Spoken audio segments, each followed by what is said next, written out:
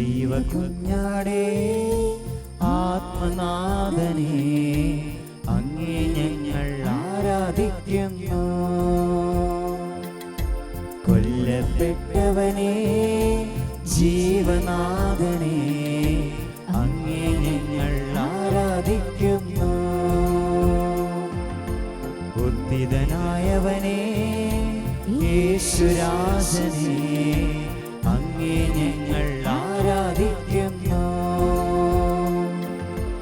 ലോകരക്ഷകനെ പാപമോചകനെ അങ്ങേ ഞങ്ങൾ ആരാധിക്കുന്നു. ആരാധിക്കുന്നു, ഞങ്ങൾ ആരാധിക്കുന്നു. ഈശോയെ ആരാധിക്കുന്നു. ആരാധിക്കുന്നു, ഞങ്ങൾ ആരാധിക്കുന്നു. ഈശോയെ ആരാധിക്കുന്നു. ആരാധിക്കുന്നു, ഞങ്ങൾ ആരാധിക്കുന്നു. ഈശോയെ ആരാധിക്കുന്നു. ആരാധിക്കുന്നു, ഞങ്ങൾ ആരാധിക്കുന്നു. ഈശോയെ ആരാധിക്കുന്നു.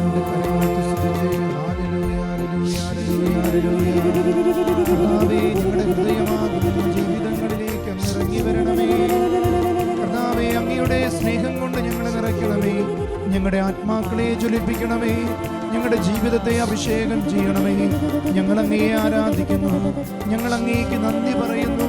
ഈശോയെ, ഞങ്ങൾ അങ്ങയെ തേടി വരുന്നു. അങ്ങയോട് കൂടെ ആയിരിക്കുവാൻ കൃപ നൽകണമേ. അങ്ങയുടെ സ്നേഹം കൊണ്ട് ഞങ്ങളെ പുതിയണമേ. അങ്ങയുടെ വാത്സല്യം ഞങ്ങൾക്ക് പകരണമേ. ഞങ്ങളുടെ ഹൃദയങ്ങളെ ശക്തിപ്പെടുത്തണമേ. തളർന്ന മനസ്സിനെ അങ്ങ് ആശ്വസിപ്പിക്കണമേ. ഈശോയെ, അങ്ങ് ഇറങ്ങി വരണമേ. അങ്ങയുടെ സ്നേഹം കൊണ്ട് ഞങ്ങളെ പുതിയണമേ. ഈ സമയങ്ങളിൽ സൗഖ്യങ്ങൾ, അടയാളങ്ങൾ സംഭവിക്കട്ടെ. ശുഭി നന്ദി. Hallelujah, hallelujah, hallelujah.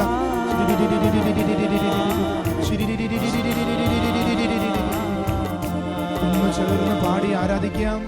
ആരാധിക്കുന്നു, ഞങ്ങൾ ആരാധിക്കുന്നു.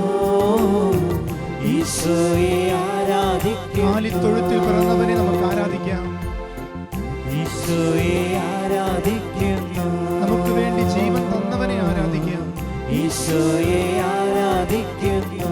നമുക്ക് വേണ്ടി ദരിദ്രനായവനെ ആരാധിക്കാം. ഈശോയെ ആരാധിക്കുന്നു. നമ്മുടെ കൂടെ ആയിരിക്കുന്ന ഈശോയെ ആരാധിക്കാം. നമുക്ക് ഈശോയെ ആരാധിക്കുന്നു. ഈശോയെ ആരാധിക്കുന്നു.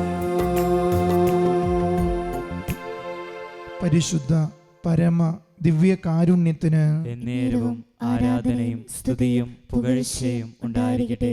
കാലിത്തൊഴുത്തിൽ പിറന്ന് ഞങ്ങൾക്ക് വേണ്ടി എന്നും കാത്തിരുന്ന് ഞങ്ങളുടെ കൂടെ ആയിരിക്കുന്ന പരിശുദ്ധ പരമ ദിവ്യ കാരുണ്യത്തിന് എന്നേരവും ആരാധനയും സ്തുതിയും പുകഴ്ചയും ഉണ്ടായിരിക്കട്ടെ. നീ എനിക്ക് ഏറ്റവും പ്രിയപ്പെട്ടവനും വിലപ്പെട്ടവനും ബഹുമാന്യനുമാണെന്ന് ഞങ്ങളോട് എപ്പോഴും പറയുന്ന പരിശുദ്ധ പരമ ദിവ്യ കാരുണ്യത്തിന് എന്നേരവും ആരാധനയും സ്തുതിയും പുകഴ്ചയും ഉണ്ടായിരിക്കട്ടെ.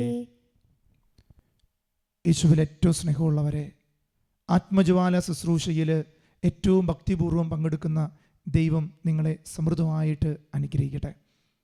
ക്രിസ്മസിൻ്റെ കാലഘട്ടമാണ്. ഹൃദയത്തിൽ പുൽക്കൂടുകൾ ഒരുങ്ങിയിട്ടില്ലെങ്കിൽ എത്ര വലിയ കൊട്ടാരങ്ങൾ പോലെയുള്ള പുൽക്കൂടുകൾ ഉണ്ടാക്കിയാലും ക്രിസ്തുവിന് ജീവിക്കാൻ നിന്റെ ഹൃദയം മാത്രമേ ആവശ്യമുള്ളൂ എന്ന് ഈശോ പറഞ്ഞിട്ടുണ്ട്.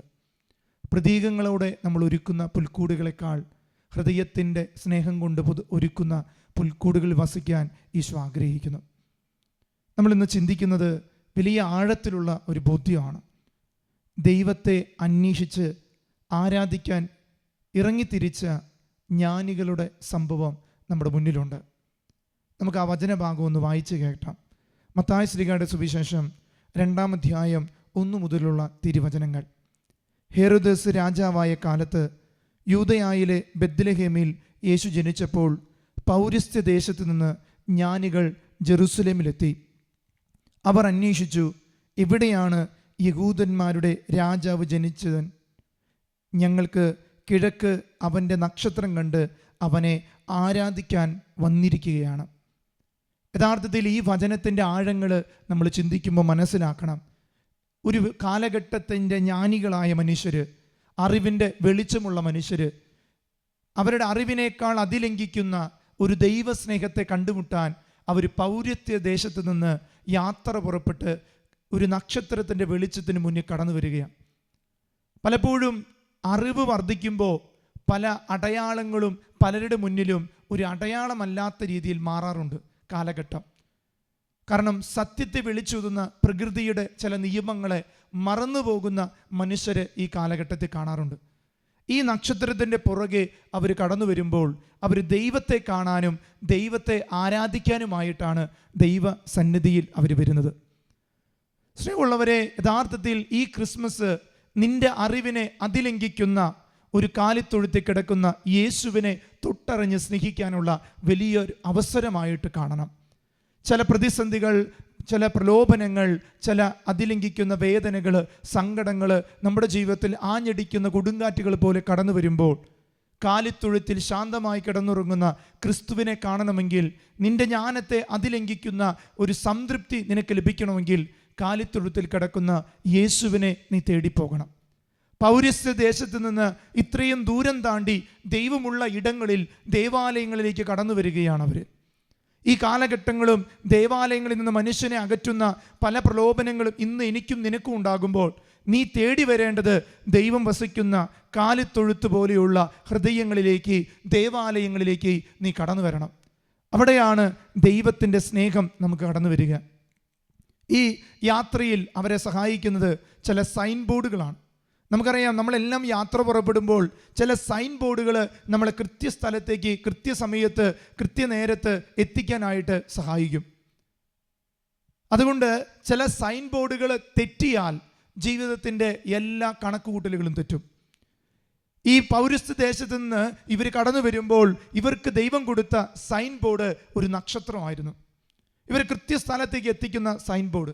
എന്നാൽ ഈ സൈൻ ബോർഡിനെ അവർ അശ്രദ്ധമായി കണ്ടപ്പോഴാണ് ഒരു സ്ഥലത്തേക്ക് അവരെത്തുന്നത്. അത് ഹേറോദോസിൻ്റെ കൊട്ടാരമായിരുന്നു. ചില സമയങ്ങളിൽ സൈൻ ബോർഡുകൾ അശ്രദ്ധമായി നോക്കിയാൽ ചില സമയങ്ങളിൽ വഴിതെറ്റിപ്പോകും. നമുക്കറിയാം, കൃത്യസമയത്ത് ഓരോ നാട്ടിലും ഓരോ സ്ഥലത്തും സൈൻ ബോർഡുകൾ ഗവൺമെൻറ് കൃത്യമായിട്ട് വെച്ചിട്ടുണ്ട്. എന്നാൽ നമ്മൾ ചിലപ്പോൾ വർത്തമാനത്തിൻ്റെ ഇടയിലോ ചിലപ്പോൾ ഭൗതിക കാര്യങ്ങളുടെ ഇടയിലോ വെക്കുമ്പോൾ മുന്നിൽ നിൽക്കുന്ന സൈൻ ബോർഡുകൾ കാണാതെ തെറ്റുപറ്റാറുണ്ട് നമുക്ക്. ഇതുപോലെ തന്നെ ഈ ജ്ഞാനികളും ഒത്തിരി പ്രതീക്ഷയോടെ ഈ സൈൻ ബോർഡ് അല്ലെങ്കിൽ ഈ നക്ഷത്രത്തെ കണ്ടുവരുമ്പോൾ ഇടവഴികളിൽ എവിടെയോ അവർക്ക് വഴിതെറ്റിപ്പോകുന്നുണ്ട്. ക്രൈസ്തവ ജീവിതത്തിൽ നമ്മളെല്ലാം കടന്നു പോകുമ്പോൾ ചില സമയങ്ങളിൽ ചില പ്രലോഭനങ്ങൾ, ചില സഹനങ്ങൾ, ചില നീറ്റുപോക്കലുകൾ നമ്മുടെ ജീവിതത്തിൽ വരുമ്പോൾ ചിലപ്പോൾ നമ്മൾ വിശ്വാസത്തിൽ നിന്ന് വ്യതിചലിച്ചു പോകാറുണ്ട്. നമ്മൾ തിരിച്ചറിയേണ്ടത് എങ്ങനെയാണ് നമ്മുടെ ജീവിതത്തെ ഈ ജ്ഞാനികൾ എങ്ങനെ ദൈവത്തെ കണ്ടെത്തി. ലോകത്തിൽ നമ്മൾ തിരിച്ചറിയേണ്ടത് ഭൗതിക സമ്പത്തുണ്ട്, അറിവിൻ്റെ സമ്പത്തുണ്ട്, അതുപോലെ ആത്മീയ സമ്പത്തുണ്ട്. ഈ ജ്ഞാനികളെ സംബന്ധിച്ചിടത്തോളം ഭൗതികമായതും അതുപോലെ അറിവിൻ്റെ തലത്തിലുള്ള ജ്ഞാനം ഒത്തിരി ഉണ്ടായിരുന്നു. അവർ മനസ്സിലാക്കിയത് ഇങ്ങനെയാണ്: ലോകത്തിൻ്റെ ഭൗതിക സമ്പത്തുണ്ട്, അറിവ് എന്നാൽ എല്ലാം ഞങ്ങളുടെ ഉള്ളിലുണ്ട്. എന്നാൽ ഇതെല്ലാം ഞങ്ങളെ രക്ഷയുടെ സമ്പത്തിലെത്തിക്കുമോ, സ്വർഗത്തിലെത്തിക്കുമോ എന്നൊരു ചോദ്യം അവരുടെ ഉള്ളിൽ തികഞ്ഞു വന്നതുകൊണ്ടാണ് ആ 3 ജ്ഞാനികളും ഒരുമിച്ചിറങ്ങിയത്. എന്തിന്? ഇതിനപ്പുറമുള്ള ഒരു ജ്ഞാനം ഈ ലോകത്തുണ്ട്. അത് ദൈവം എന്ന ജ്ഞാനമാണ്. ശാസ്ത്രവും ലോകവും വളരുമ്പോഴും ഈ ജ്ഞാനം യഥാർത്ഥ ജ്ഞാനത്തിലേക്ക് എത്തുമ്പോഴാണ് അതിലംഘിക്കുന്ന ഒരു സ്നേഹം ഒരു വ്യക്തിയിലേക്ക് കടന്നു വരിക. ഇതറിഞ്ഞുകൊണ്ടാണ് സ്വർഗമെന്ന ജ്ഞാനം ഈ ഭൂമിയിൽ പറന്നപ്പോൾ ഈ 3 ജ്ഞാനികൾ അവർക്കുള്ള എല്ലാ സമ്പത്തും കൊണ്ട് ഈ ഭൂമിയിൽ നിന്ന് അവർ യാത്ര പുറപ്പെടുകയാണ്. സ്വർഗമെന്ന ഒരു ബെത്ലഹേമിൽ അപ്പത്തിൻ്റെ ഭവനത്തിൽ പിറന്നു വീണവനെ കണ്ടറിഞ്ഞ് അനുഭവിക്കാൻ വേണ്ടി. ദിനവൃത്താന്തം 2 ദിനവൃത്താന്തത്തിൻ്റെ പുസ്തകത്തിൽ 7-ാം അധ്യായം 14-ാം വാക്യം ഇങ്ങനെ പറയുന്നത്: എൻ്റെ നാമം പേറുന്ന എൻ്റെ ജനം എന്നെ അന്വേഷിക്കുകയും തങ്ങളെ തന്നെ എളിമപ്പെടുത്തി പ്രാർത്ഥിക്കുകയും തങ്ങളുടെ ദുർമാർഗങ്ങളിൽ നിന്ന് പിന്തിരികുകയും ചെയ്താൽ ഞാൻ സ്വർഗത്തിൽ നിന്ന് അവരുടെ പ്രാർത്ഥന കേട്ട് അവരുടെ പാപങ്ങൾ ക്ഷമിച്ച് അവരുടെ ദേശം സമ്പുഷ്ടമാക്കുകയും ചെയ്യും. ഈ ജ്ഞാനികളെ സംബന്ധിച്ചിടത്തോളം ഈ വചനത്തെ പൂർത്തീകരിക്കുകയാണ്. എൻ്റെ നാമം പേറുന്ന എൻ്റെ ജനം എന്നെ അന്വേഷിക്കും. യഥാർത്ഥത്തിൽ എത്ര ജ്ഞാനമുണ്ടെങ്കിലും ദൈവത്തെ അന്വേഷിക്കണമെങ്കിൽ അവർ ദൈവത്തെ പേറുന്ന, ദൈവത്തിൻ്റെ നാമം പേറുന്ന ദൈവത്തിൻ്റെ ജനമാകണം. അങ്ങനെ അവർ എളിമപ്പെടണം. എത്ര അറിവുണ്ടെങ്കിലും ദൈവമെന്ന സമ്പത്തിൻ്റെ മുന്നിൽ ഞാനും നിങ്ങളും എളിമപ്പെടുമ്പോഴാണ് ദൈവത്തെ കണ്ടെത്തുക. വചനം പറയുകയാണ്, എളിമപ്പെടുത്തി പ്രാർത്ഥിക്കുകയും തങ്ങളുടെ ദുർമാർഗങ്ങളിൽ നിന്ന് അവർ പിന്തിരിഞ്ഞു. ഈ രാജാക്കന്മാർക്ക് സുഖലോലുപതയിൽ, മദ്യലഹരിയിൽ, ജീവിതത്തിൻ്റെ എല്ലാ ആവശ്യങ്ങളിലും ഏറ്റവും സുഖകരമായി ജീവിക്കാവുന്നവരാണ്. എന്നാൽ അതെല്ലാം മാറ്റിവെച്ച് എളിമപ്പെട്ട് ദൈവത്തെ തേടി പിന്തിരിഞ്ഞ്, ദൈവത്തിലേക്ക് പിന്തിരിഞ്ഞ് അവർ യാത്ര പുറപ്പെടുകയാണ്. ഈ നക്ഷത്രത്തിൻ്റെ വെളിച്ചം കൂദാശകളെയാണ് അവിടെ ഈ നക്ഷത്രം പ്രതിനിധീകരിക്കുന്നത്. കുംഭസാരം എന്നതും വിശുദ്ധ കുർബാന എന്ന കൂദാശകൾ നിന്നെ സ്വർഗത്തിൽ പിറന്നു വീണ ദൈവത്തെ കാണാൻ നിനക്ക് നൽകുന്ന ചില ചൂണ്ടുപലകകളാണ്.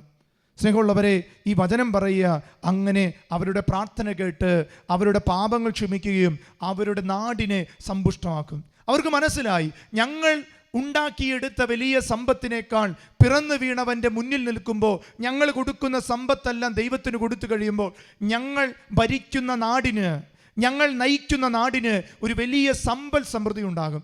എല്ലാം ഉണ്ടാക്കാൻ കഴിവുള്ളവൻ, എല്ലാം തരാൻ കഴിവുള്ളവൻ്റെ മുന്നിൽ ആരാധിക്കണ്ടേ? സ്നേഹമുള്ളവരെ, തിരിച്ചറിയുക. ജോബിൻ്റെ പുസ്തകം 8-ാം അധ്യായം 5-6 വാക്യങ്ങൾ പറയുന്നുണ്ട്, നീ ദൈവത്തെ അന്വേഷിക്കുകയും സർവശക്തനോട് കേണപേക്ഷിക്കുകയും ചെയ്താൽ നീ നിർമ്മലനും നീതിനിഷ്ഠനുമാകും, അവിടുന്ന് നിന്നെ അനുഗ്രഹിക്കും. ജോബിനെ അനുഗ്രഹിച്ചത് അതുകൊണ്ടാണ്. ഇതുപോലെ ഈ രാജാക്കന്മാർ തങ്ങളുടെ ജീവിതത്തെ സമർപ്പിച്ച് ജീവിതത്തിൽ വലിയൊരു കൃപ സ്വന്തമാക്കാൻ വരികയാണ്. ഇതാണ് യഥാർത്ഥത്തിൽ ക്രിസ്മസിൻ്റെ വലിയ ആഴമേറിയ അർത്ഥം. നീ ദൈവത്തെ ആരാധിക്കുമ്പോൾ നിനക്കുള്ളതിനെല്ലാം ദൈവത്തിന് കൊടുത്ത് ദൈവത്തിൻ്റെ ഒരു കയ്യൊപ്പ് അതിന്മേൽ വയ്ക്കാൻ ആഗ്രഹിക്കണം. സ്നേഹമുള്ളവർ, രണ്ടാമത്തെ അവരുടെ ജീവിതത്തിൻ്റെ ഒരു പ്രത്യേകത, ലക്ഷ്യം തെറ്റിയ ചില കാഴ്ചകൾ അവരുടെ ആഗ്രഹങ്ങളെ ചില ഇടങ്ങളിൽ മാറ്റിമറിക്കുന്നുണ്ട്. നമുക്കറിയാം, ഹെറോദോസിൻ്റെ ഭവനം അല്ലെങ്കിൽ ആ കൊട്ടാരം ലക്ഷ്യം തെറ്റിയ യാത്രകളിൽ കണ്ടുമുട്ടിയൊരു സ്ഥലമാണ്. യഥാർത്ഥത്തിൽ അവിടെ ചെന്നപ്പോൾ പിന്നീട് അവർ ആ നക്ഷത്രത്തെ കാണുന്നില്ല. അവരുടെ നയിച്ചുകൊണ്ടിരുന്ന നക്ഷത്രത്തെ ചില അശുദ്ധി നിറഞ്ഞ ഇടങ്ങളിൽ ചെന്നപ്പോൾ ആ നക്ഷത്രത്തിൻ്റെ തിളക്കം അവർ കാണുന്നില്ല. പിന്നീട് അവർ ഭയപ്പെടുന്നുണ്ട്, വേദനിക്കുന്നുണ്ട്. എന്നാൽ എപ്പോഴാണോ ആ അശുദ്ധിയിൽ നിന്ന് അവർ ഇറങ്ങിപ്പുറപ്പെട്ട് പിന്നെയും നക്ഷത്രം അവരുടെ മുന്നിൽ ഉദിച്ചു. സ്നേഹമുള്ളവരെ, ജീവിതത്തിൽ ഈ ക്രിസ്മസിന് വേണ്ടി ഒരുങ്ങുമ്പോൾ നിങ്ങളുടെയൊക്കെ ജീവിതത്തിൽ എവിടെയോ ഇരുള് നിറഞ്ഞ ചില കൊട്ടാരങ്ങൾ നമ്മുടെ ജീവിതത്തിൽ തിളക്കമുള്ള കൂദാശകളിൽ നിന്ന്, ആഴമേറിയ വിശ്വാസത്തിൽ നിന്ന്, ദൈവവചന വായനയിൽ നിന്ന്, വ്യക്തിപരമായ പ്രാർത്ഥനകളിൽ നിന്ന് ഇരുളായി മാറിയിട്ടുണ്ട്. അതുകൊണ്ട് ഈ കാലഘട്ടത്തിൽ ദൈവജനം പറയാറുണ്ട്, അച്ഛാ, പണ്ടത്തെ പോലെ പ്രാർത്ഥിക്കാൻ പറ്റുന്നില്ല, വിശ്വാസത്തിൽ ജീവിക്കാൻ പറ്റുന്നില്ല. കാരണം ഇരുളു നിറഞ്ഞ ഹെറോദേസിന്റെ കൊട്ടാരങ്ങളിൽ നീ എവിടെയോ അന്തി ഉറങ്ങുന്നുണ്ടെന്ന് തിരിച്ചറിയുക. ജ്ഞാനത്തിൻ്റെ പുസ്തകം 13-ാം അധ്യായം 6-7 തിരുവചനം പറയുക, ദൈവത്തെ അന്വേഷിക്കുകയും കണ്ടെത്താൻ ഇച്ഛിക്കുകയും ചെയ്യുമ്പോൾ അവർ വ്യതിചലിക്കുന്നത് അവരെ തികച്ചും കുറ്റപ്പെടുത്തുക വയ്യ. അവിടുത്തെ സൃഷ്ടിയുടെ മധ്യേ ജീവിക്കുന്ന അവർ അന്വേഷണം തുടരുകയാണ്. ദൃശ്യവസ്തുക്കളുടെ മനോഹരമായ കാഴ്ചകൾ അവരിൽ പ്രത്യാശ അർപ്പിക്കുന്നില്ല. എങ്കിലും അവർ ദൈവത്തെ കാണാനായിട്ട് ആഗ്രഹിച്ചാൽ ദൈവം അവരുടെ അരികിലേക്ക് വരും. ദൃശ്യമായ പല മനോഹരമായ കാഴ്ചകളും ആ കൊട്ടാരത്തിൽ കണ്ടപ്പോൾ പിന്നീട് അവർ ആകാശത്തേക്ക് നോക്കിയപ്പോൾ അവർക്ക് നക്ഷത്രത്തെ കാണാൻ പറ്റിയില്ല. സുഖലോലുപതകൾ പലപ്പോഴും നമ്മുടെ മുന്നിലുള്ള ആത്മീയ നക്ഷത്രങ്ങളെ നമ്മുടെ മുന്നിൽ മറച്ചു വെക്കുന്നുണ്ട്. സ്നേഹമുള്ളവരെ, അത് തിരിച്ചറിഞ്ഞ് ജീവിക്കാൻ സാധിക്കുക. ഹെറോദേസിൻ്റെ കൊട്ടാരം ഈ ദൃശ്യവസ്തുക്കളുടെ മനോഹരമായ കൊട്ടാരമായിട്ട് മാറുകയാണ്. പ്രഭാഷകന്റെ പുസ്തകം 6-ാം അധ്യായം 26-28 തിരുവചനങ്ങൾ പറയുക, പൂർണ്ണ ഹൃദയത്തോടെ ജ്ഞാനത്തോടെ സമീപിക്കണം, ജ്ഞാനത്തിൻ്റെ മാർഗത്തെ തന്നെ സഞ്ചരിക്കുന്നവൻ സർവശക്തിയും പ്രയോഗിക്കണം, അന്വേഷിക്കുകയും തിരയുകയും ചെയ്യുക, ജ്ഞാനം നിനക്ക് വെളിപ്പെടുത്തി തരും, കണ്ടെത്തി കഴിയുമ്പോൾ നീ വിട്ടുകളയരുത്, ഒടുവിൽ ജ്ഞാനം നിനക്ക് ശാന്തത പ്രദാനം ചെയ്യും, ജ്ഞാനം നിനക്ക് ആനന്ദത്തിൻ്റെ പരിപൂർണത നൽകും. യഥാർത്ഥത്തിൽ ഇവർ കണ്ടെത്തിയത്, ഇവർ കണ്ട ജ്ഞാനത്തെക്കാൾ, ഇവരറിഞ്ഞനുഭവിച്ച ജ്ഞാനത്തെക്കാൾ സ്വർഗമെന്ന ജ്ഞാനത്തിന് വേണ്ടി ഈ പൗരസ്ത്യ ദേശത്ത് നിന്ന് യാത്ര പുറപ്പെട്ടു. നീ അറിഞ്ഞതും കേട്ടതുമായ പല കാര്യങ്ങളെയും ഇനി മാറ്റിമറിച്ച് ദൈവത്തിൻ്റെ ജ്ഞാനത്തിലേക്ക് കടന്നു വരണം. അതുകൊണ്ട് ചിലയിടങ്ങളിൽ നമുക്ക് നക്ഷത്രത്തിൻ്റെ കാഴ്ച നഷ്ടപ്പെടും. അത് പാപത്തിൻ്റെ ഇടമാണ്. സങ്കീർത്തന പുസ്തകം 17:12 പറയുന്നുണ്ട്, കടിച്ചു ചീന്തിയ വെമ്പുന്ന സിംഹത്തെ പോലെയാണവർ, കടിച്ചു ചീന്തുന്ന വെമ്പുന്ന ഒരു സിംഹത്തെ പോലെയാണ് അവർ. പതിയിരിക്കുന്ന സിംഹത്തെ പോലെ അവൻ നിന്നെ വേട്ടയാടുന്നു. പാപമെന്നത് നിന്നെ വേട്ടയാടുമ്പോൾ ചില നല്ല കാഴ്ചകൾ, നക്ഷത്ര കാഴ്ചകൾ നിനക്ക് നഷ്ടമാകും. സങ്കീർത്തനം 56:6 പറയുന്നുണ്ട്, അവർ കൂട്ടം കൂടി പതിയിരിക്കുന്നു, അവർ എൻ്റെ പ്രാണന് വേണ്ടി പതിയിരിക്കുന്നു, എൻ്റെ കാലിടറുന്നത് നോക്കി അവൻ കാത്തിരിക്കുന്നു. തിന്മ, പിശാച് എപ്പോഴും ഈ നമ്മുടെ യാത്രകളിൽ പലപ്പോഴും അപകടങ്ങൾ പതിയിരിക്കുന്നത് അപ്രകാരമാണ്. അതുകൊണ്ട് സ്നേഹമുള്ളവരെ, ഹെരോദേസിൻ്റെ കൊട്ടാരങ്ങളുടെ സുഖലോലുപതകൾ നിന്റെ കുടുംബത്തിലും കയറി വന്നാൽ ഈ ക്രിസ്മസ് നിനക്ക് ചിലപ്പോൾ നീ തൂക്കിയിട്ട പ്രകൃതിദത്തമായ നക്ഷത്രങ്ങളിലും നീ ഒരുക്കി വെച്ച പുൽക്കൂടുകളിൽ മാത്രമായി ഒതുങ്ങിപ്പോകും. അതുകൊണ്ട് തിരിച്ചറിയുക, ഇത് തിരിച്ചറിവിൻ്റെ തിരിഞ്ഞു നോട്ടത്തിൻ്റെ കാലഘട്ടങ്ങളായി യേശു മാറുകയാണ്. ജ്ഞാനികൾ ഇപ്രകാരമാണ് ചെയ്ത്, അവർ തേടി വന്നു ഞങ്ങളുടെ രക്ഷകനെ. നമുക്കും ആ യേശുവിനെ ഒന്ന് തേടാം. കരങ്ങളൊന്ന് ഹൃദയത്തോട് ചേർത്ത് വയ്ക്കുക, കണ്ണുകൾ അടയ്ക്കുക. പ്രഭാഷകന്റെ പുസ്തകം 27:10 പറയുന്നുണ്ട്, സിംഹം ഇരയ്ക്കു വേണ്ടി പതിയിരിക്കുന്നു, പാപം പാപിയെ കാത്തിരിക്കുന്നു. കർത്താവേ, ഈ പരിശുദ്ധ കുർബാനയിലുള്ള അങ്ങയുടെ അനന്ത കാരുണ്യത്തിൻ്റെ മുൻപിൽ ഞങ്ങൾ പ്രാർത്ഥിക്കുകയാണ്. ഞങ്ങൾ അങ്ങ് അനുഗ്രഹിക്കണം. ആ ജ്ഞാനികളെ പോലെ ഞങ്ങളെ അങ്ങ് അനുഗ്രഹിക്കണം. ഞങ്ങളുടെ ജീവിതത്തിൻ്റെ മേൽ ഒരു വലിയ അനുഗ്രഹത്തിൻ്റെ അഭിഷേകം ഈ ആത്മജ്വാല ശുശ്രൂഷയിൽ പങ്കെടുക്കുന്ന സകല ജൈവജനത്തിനും അങ്ങയുടെ അനന്ത കാരുണ്യത്തിൻ്റെ അഭിഷേകം നൽകാൻ ഞങ്ങൾ പ്രാർത്ഥിക്കുക. കരങ്ങൾ 2 ഹൃദയത്തോട് ചേർത്ത് വെച്ച് കണ്ണുകൾ അടച്ചോ, ദിവ്യകാരുണ്യത്തിലേക്ക് മാത്രം നോക്കിയോ നിങ്ങൾ ഈ സമയം പ്രാർത്ഥിക്കുക. നമ്മളിപ്പോൾ പ്രാർത്ഥിക്കുന്നത്, ഞങ്ങളെ അനുഗ്രഹിക്കണമേ. ആ ജ്ഞാനികളെ ആ ഹെരോദേസിന്റെ കൊട്ടാരത്തിൽ നിന്ന് രക്ഷിച്ച് ആ കാലിത്തൊഴുത്തിൽ കൊണ്ടുപോയതുപോലെ ഞങ്ങൾ അനുഗ്രഹിക്കണമേ എന്ന് നമ്മൾ ഓരോ പ്രാർത്ഥനയ്ക്കും ഞങ്ങളെ അനുഗ്രഹിക്കണമേ എന്ന് നമ്മൾ പ്രാർത്ഥിക്കുകയാണ്. പിതാവിന്റെ പ്രകാശമായ ഈശോയെ ഞങ്ങളെ അനുഗ്രഹിക്കണമേ. സ്വയം നീതിയായ ദൈവത്തിന്റെ പുത്രനായ ഈശോയെ ഞങ്ങളെ അനുഗ്രഹിക്കണമേ. നിത്യപ്രകാശത്തിന്റെ കതിരായ ഈശോയെ ഞങ്ങളെ അനുഗ്രഹിക്കണമേ. മിശിഹായുടെ രാജാവായ ഈശോയെ ഞങ്ങളെ അനുഗ്രഹിക്കണമേ. നീതി സൂര്യനായ ഈശോയെ ഞങ്ങളെ അനുഗ്രഹിക്കണമേ. കന്യകാമറിയത്തിന്റെ കുമാരനായ ഈശോയെ ഞങ്ങളെ അനുഗ്രഹിക്കണമേ. മനോഹരനായ ഈശോയെ ഞങ്ങളെ അനുഗ്രഹിക്കണമേ. വല്ലഭത്വമുള്ള ഈശോയെ ഞങ്ങളെ അനുഗ്രഹിക്കണമേ. ഭാവി യുഗത്തിന്റെ പിതാവായ ഈശോയെ ഞങ്ങളെ അനുഗ്രഹിക്കണമേ. പരലോകത്തിന്റെ പുത്രനായ ഈശോയെ ഞങ്ങളെ അനുഗ്രഹിക്കണമേ. എത്രയും വല്ലഭയായ ഈശോയെ ഞങ്ങളെ അനുഗ്രഹിക്കണമേ. എത്രയും ക്ഷമയുള്ളവനായ ഈശോയെ ഞങ്ങളെ അനുഗ്രഹിക്കണമേ. എത്രയും അനുസരണമുള്ളവനായ ഈശോയെ ഞങ്ങളെ അനുഗ്രഹിക്കണമേ. ഹൃദയശാന്തതയും എളിമയുമുള്ള ഈശോയെ ഞങ്ങളെ അനുഗ്രഹിക്കണമേ. പാപത്തെ വിരക്തമാക്കിയ സ്നേഹിക്കുന്ന ഈശോയെ ഞങ്ങളെ അനുഗ്രഹിക്കണമേ. സമാധാനത്തിന്റെ ദൈവമായ ഈശോയെ ഞങ്ങളെ അനുഗ്രഹിക്കണമേ. ആയുസ്സിന്റെ കാരണഭൂതനായ ഈശോയെ ഞങ്ങളെ അനുഗ്രഹിക്കണമേ. സകല പുണ്യങ്ങൾക്കും മാതൃകയായ ഈശോയെ ഞങ്ങളെ അനുഗ്രഹിക്കണമേ. ആത്മാക്കളുടെ രക്ഷമേൽ ശുഷ്കാന്തി കാണിക്കുന്ന ഈശോയെ ഞങ്ങളെ അനുഗ്രഹിക്കണമേ. ഞങ്ങളുടെ ദൈവമായ ഈശോയെ ഞങ്ങളെ അനുഗ്രഹിക്കണമേ. ഞങ്ങളുടെ സങ്കേതമായ ഈശോയെ ഞങ്ങളെ അനുഗ്രഹിക്കണമേ. അഗതികളുടെ പിതാവായ ഈശോയെ ഞങ്ങളെ അനുഗ്രഹിക്കണമേ. വിശ്വാസികളുടെ നിക്ഷേപമായ ഈശോയെ ഞങ്ങളെ അനുഗ്രഹിക്കണമേ. സത്യപ്രകാശമായ ഈശോയെ ഞങ്ങളെ അനുഗ്രഹിക്കണമേ. നിത്യജ്ഞാനമായ ഈശോയെ ഞങ്ങളെ അനുഗ്രഹിക്കണമേ. അറിവിനെ അതിലംഘിക്കുന്ന സ്നേഹമായ ഈശോയെ ഞങ്ങളെ അനുഗ്രഹിക്കണമേ. വഴിയും സത്യവും ജീവനുമായ ഈശോയെ ഞങ്ങളെ അനുഗ്രഹിക്കണമേ. മാലാഖമാരുടെ സന്തോഷമായ ഈശോയെ ഞങ്ങളെ അനുഗ്രഹിക്കണമേ. പിതാക്കന്മാരുടെ സ്നേഹമായ ഈശോയെ ഞങ്ങളെ അനുഗ്രഹിക്കണമേ. സ്ലീഹന്മാരുടെ ഗുരുവായ ഈശോയെ ഞങ്ങളെ അനുഗ്രഹിക്കണമേ. സുവിശേഷകന്മാരുടെ പ്രബോധകനായ ഈശോയെ ഞങ്ങളെ അനുഗ്രഹിക്കണമേ. വേദസാക്ഷികൾക്ക് ഉറപ്പേകുന്ന ഈശോയെ ഞങ്ങളെ അനുഗ്രഹിക്കണമേ. വന്ദകന്മാരുടെ പ്രകാശമായ ഈശോയെ ഞങ്ങളെ അനുഗ്രഹിക്കണമേ. കന്യകളുടെ വിശുദ്ധിയായ ഈശോയെ ഞങ്ങളെ അനുഗ്രഹിക്കണമേ. സഭയുടെ നിത്യകിരീടമായ ഈശോയെ ഞങ്ങളെ അനുഗ്രഹിക്കണമേ. 2 കരങ്ങളും യാചനാപൂർവം പിടിച്ച് ശക്തമായിട്ടൊന്ന് സ്തുതിച്ച്, ഈ ഈശോ നിന്നെ അനുഗ്രഹിക്കും. ഇത് അനുഗ്രഹത്തിന്റെ സമയമാണ്. കാലിത്തൊഴുത്തിലേക്ക് കടന്നു ചെന്ന ജ്ഞാനികൾക്ക് ലഭിച്ചത് അനുഗ്രഹമാണ്, നഷ്ടമല്ല. ഈ ദിവ്യകാരുണ്യ ആരാധനയിൽ ദൈവം പരിശുദ്ധ കുർബാനയായ പരിശുദ്ധ പരമമായ ഈ ദിവ്യകാരുണ്യത്തെ നീ ആരാധിക്കുമ്പോൾ നിന്റെ കുടുംബം അനുഗ്രഹിക്കപ്പെടും, നിന്റെ ദേശം അനുഗ്രഹിക്കപ്പെടും, നിന്റെ മക്കൾ അനുഗ്രഹിക്കപ്പെടും. യേശുവേ എന്ന് വിളിച്ചേ, യേശുവേ ഞങ്ങൾ അനുഗ്രഹിക്കണേ ഈശോയെ, ഞങ്ങൾ അഭിഷേകം ചെയ്യണേ ഈശോയെ, ഞങ്ങളെ ശക്തിപ്പെടുത്തണേ ഈശോയെ, ഞങ്ങളുടെ ഹൃദയങ്ങളെ ജ്വലിപ്പിക്കണേ ഈശോയെ. യേശുവേ പരിശുദ്ധ പരമ ദിവ്യകാരുണ്യമേ എന്നേരവും സ്തുതി ആരാധന ആരാധന ആരാധന ആരാധന ആരാധന. എല്ലാവരും ചേർന്ന് പാടി. ആരാധന ആരാധന ആരാധന ആരാധന. സുഭാഷിതങ്ങളുടെ പുസ്തകം 4-ാം അധ്യായം 26-ാം വാക്യം.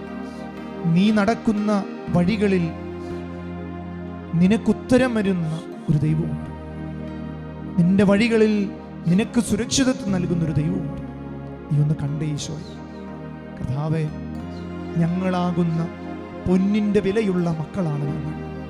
വില കൊടുത്തു വാങ്ങിയ ദൈവമേ, അങ്ങയുടെ മുന്നിൽ ഞങ്ങളുടെ ജീവിതമാകുന്ന ഈ പൊന്നിനേക്കാൾ വിലയുള്ള ഞങ്ങളുടെ ജീവിതത്തെ എപ്പോഴെങ്കിലും ഞങ്ങൾ പരാതിയോടെ കണ്ടിട്ടുണ്ടെങ്കിൽ മാപ്പ് ചോദിക്കുക ഈശോ.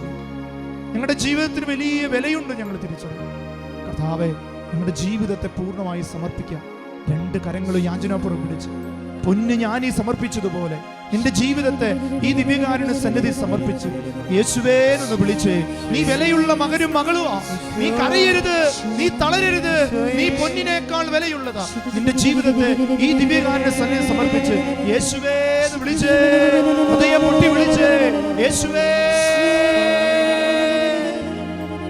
പരിശുദ്ധ പരമ ദിവ്യകാരുണ്യമേ,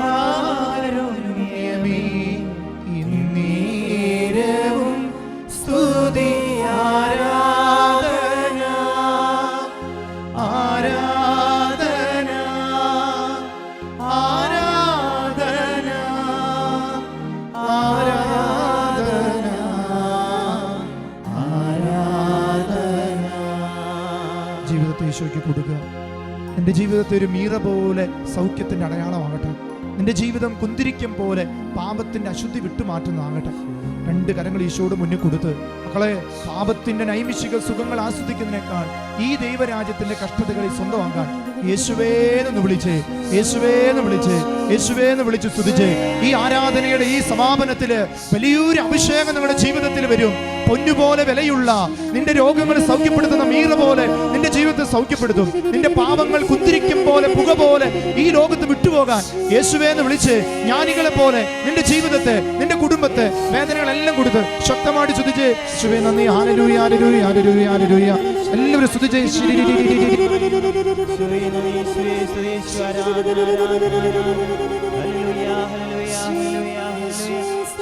ഞങ്ങളുടെ ജീവിതത്തിലെ അന്ധകാരത്തെ അങ്ങ് നീക്കണമേ ഈശോയെ. ഈശോയെ കനിയണമേ, ഈശോയെ രക്ഷിക്കണമേ. ആരാധന ആരാധന. Hallelujah hallelujah. ഞങ്ങൾ അങ്ങേ സ്തുതിക്കുന്നു, ആരാധിക്കുന്നു, അങ്ങേക്ക് ഞങ്ങൾ മഹത്വപ്പെടുത്തുന്നു. ഈശോയെ നന്ദി, യേശുവേ സ്തുതി, യേശുവേ ആരാധന ആരാധന ആരാധന ആരാധന ആരാധന. പരിശുദ്ധ പരമ ദിവ്യകാരുണ്യമേ,